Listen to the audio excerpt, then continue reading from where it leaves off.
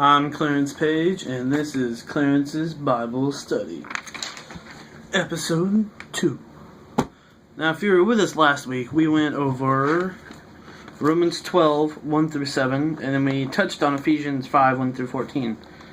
And we talked about Romans 7. If you want to go back to that video, it's still there. And it's also on my YouTube channel. I don't remember the link, but I'll post it down below, and you guys can check that out. I'll put this one on there also. But it was, we were talking about don't think you're better than everybody else. Don't think that, everybody's below you. That just because somebody does something foolish does not mean that you're better than them.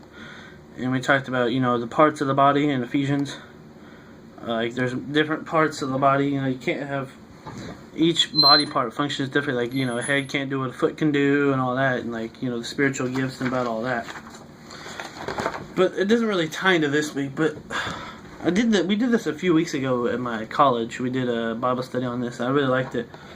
But we talked about it's a three-part series I'm going to do. It's three different sections, I should say, or I don't know what sections, but different stories within the Bible.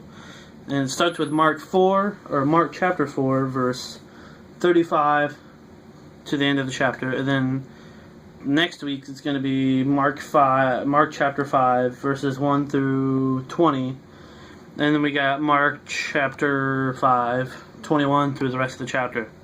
But this section right here is talking about Jesus calms the storm. And if you've ever heard this story, you pretty much know what it's about.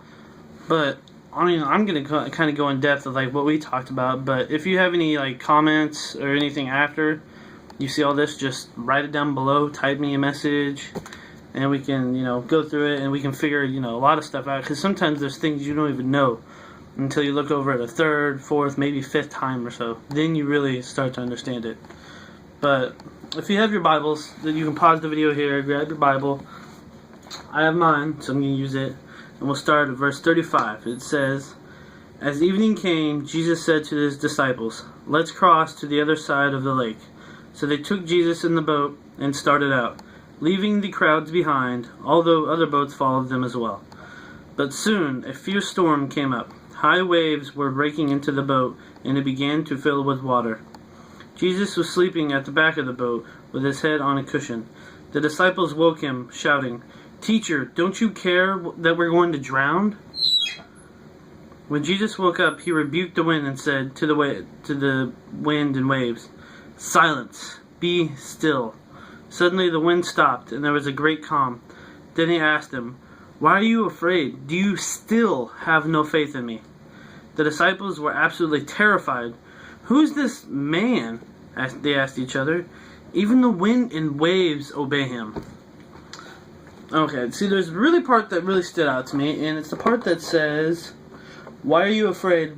Do you still not have faith?" It doesn't say, "Do you have no faith?" It says, "But do you still have no faith?" Meaning, this is not the first time this has happened with them not having faith.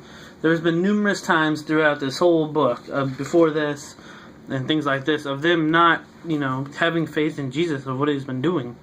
They're like, "Oh, we don't have any faith in you." It's after the 50th time, it's you still have no faith in me? How long is it going to take before you start putting your trust in me and actually believing in what I do? But as they continue on through this one, the next story, and the story after that, they really start to see everything. We see it in our daily lives. Every day you see things like this. But you don't really put two and two together, like, oh, that's God doing that. Or, Christians might, but other people, people that aren't Christians don't. But I came up with some questions for this. So I'll ask all the questions at the beginning. And as we're going through this, we'll answer some of the questions, and then I'll have to give you a final question at the end that you can use, and you can do out through this whole week or all next week until sometime next week whenever I post the video. I don't know, it's never a really set routine. Whenever I have time, I pick a day during the week. So I'm going to try doing Wednesdays from now on. But first question is, how does this transpire in real life? How does this come into real life? Who plays who? If this was a play, who would act out the parts in my life? Would you be one of the disciples, or who would you be, or who would be who, And question number 2, do you often feel like the disciples when something bad happens?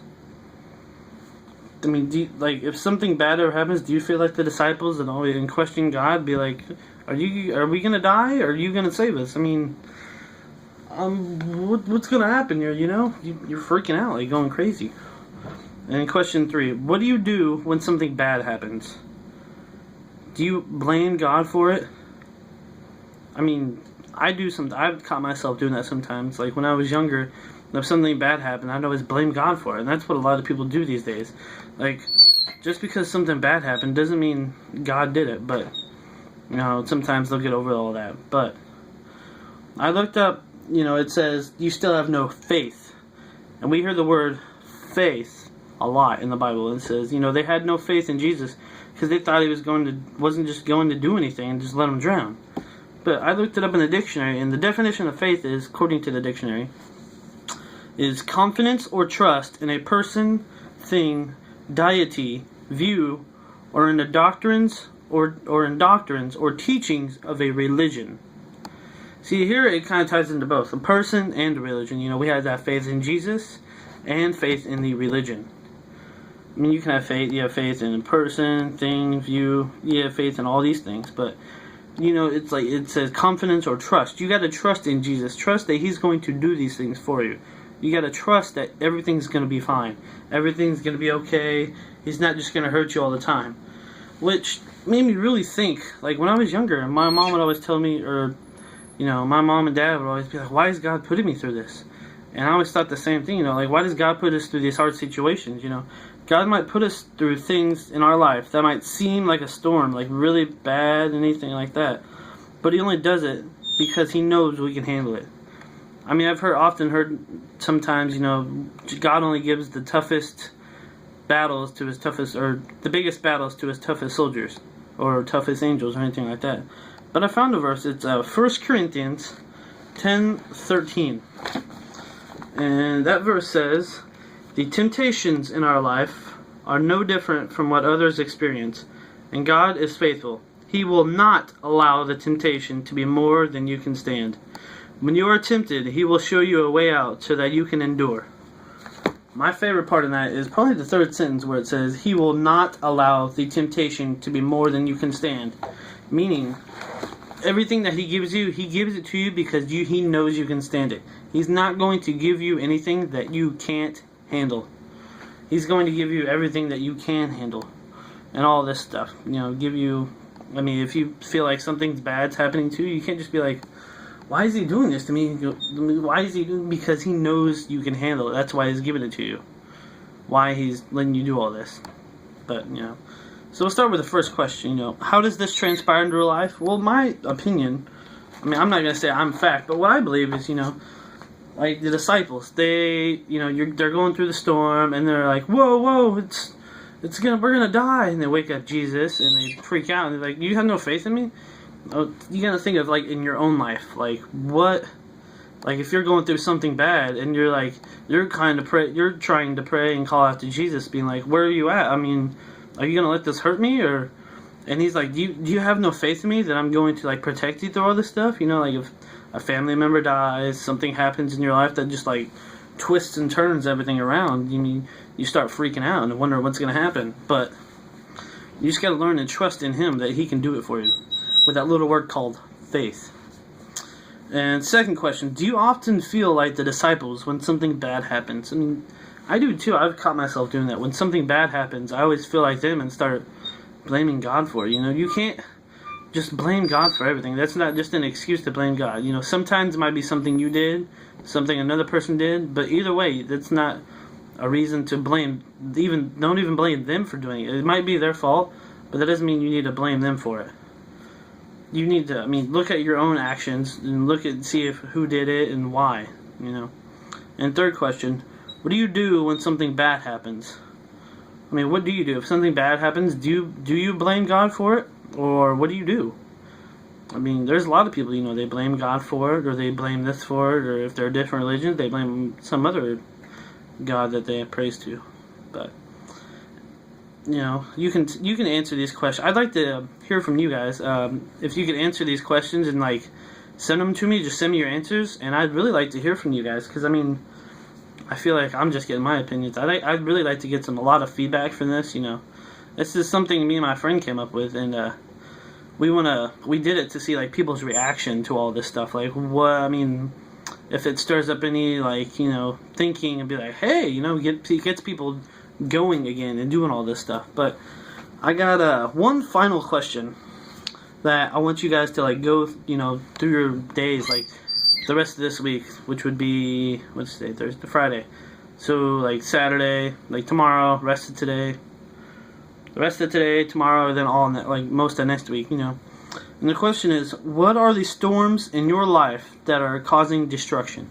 What's in your life that might be like the storm in this story that you're going through, and you're thinking, what is all this? Why? Why is all this happening? Has God given up on me and everything? What are the storms that are in your life like this? I'm kind of repeating myself, but I'm trying to emphasize, what are things in your life? Think hard. Like bad things, like say a family member dies, or your car breaks down, like mine for the past 2 weeks, broken down about, I don't know how many times now. Or if something's going on with you and your friend, your parents going through a divorce, you're going through a bad friendship. You just don't know these things. Some other person might have these things. Talk with them and find out, what's their storm, to help them with their storm too. When you find that storm, don't blame God for it. Instead, ask God what you can do to fix the storm. Have faith in God that He will fix it. Don't freak out and blame God that He's doing it and you think it's going to kill you. He's doing it because He knows you can handle it. Have faith. Have the actual faith that He will protect you through it, and that everything will be all fine. Everything's going to be good. And, I like this song, although it does say, I'm giving up on you, which is kind of not like I'm saying. It's kind of backward. I just like the background music feel, I guess. But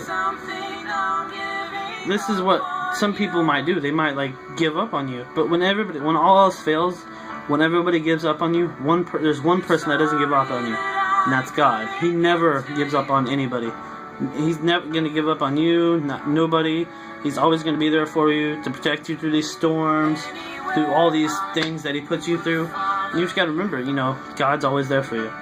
And if you ever need anybody to talk to, I'm always here too. Even if you don't even know me,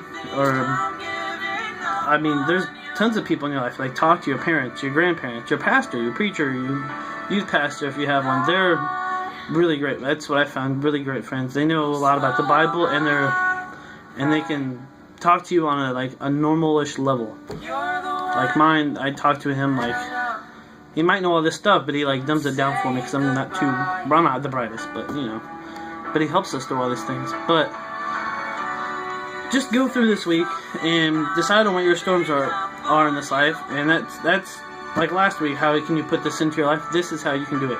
Find out how you can help other people with the storms in their life. How can you be like God in those situations? How can you get them through those storms? Or how can you find people to help you through these storms? Just go out there, go on your campus and all these things like that, and find people, help people. Don't just go up to them and be like, so what's happening in your life so I can help you, Really get to know the person. Really get to know everything about them, everything that's happening to them, and just, do all this stuff. I might sound like I'm repeating myself again and again, but I can't emphasize or stress it enough that there are so many people in this world that, they have all these storms and everything, and they're always thinking, I see all these things about people helping people. Where's somebody when I need them? You have to be that person. If there's, make it an emphasis. Be like, hey, I'm here for you. Like me, I'm here for you guys. Just tell people hey, I'm here for you. I can help you with whatever you need. Whether you're a mom, dad, grandparents, pastor, preacher, cousin, anything like that. You just help them through it. But if you need help, find other people too. But that concludes our Bible study for this week. It's not meant to be a long one, although this one did run a lot longer than I thought it would. I thought it'd be a little bit shorter than the last one. But if you have any other comments for me, write them down in the comments section right there.